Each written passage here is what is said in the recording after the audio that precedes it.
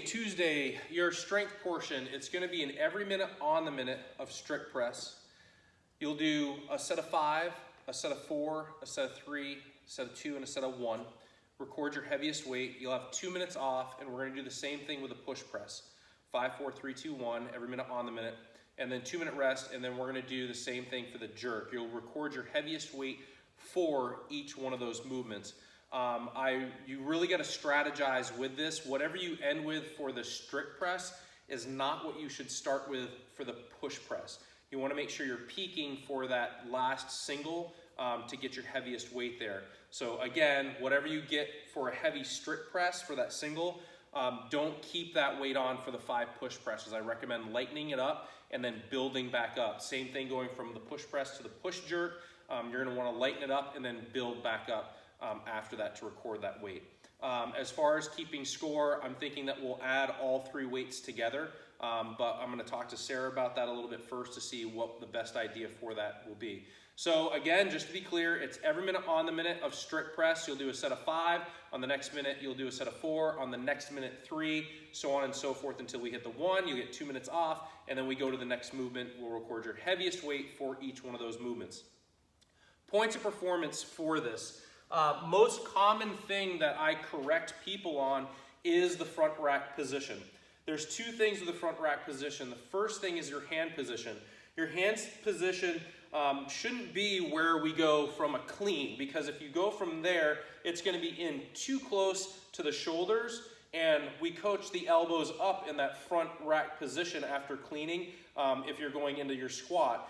If you have this position, it's not an aggressive pushing position, and usually when I catch the bar, I myself only have 3 or 2 fingers underneath the bar, and that's just not where you can press. A more aggressive position is going to be having a little bit wider grip, so the elbows are still in front of the bar, but they're not up in the air. And I have more of a grip on the bar, but I am not fully gripping the bar.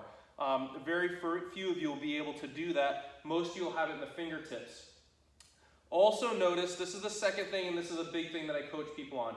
Most people are holding the bar and it's not on their shoulders. You should return to this front rack position each and every time, even with the strict press. You don't want to come down to here to press for your next rep. You want to come down to the shoulders, tighten your core, and then press again. Notice also when I'm pressing for my strict press and push jerk, the first thing I'm going to do is when the bar leaves my shoulders is punch the bar into my grip, into that aggressive pushing position.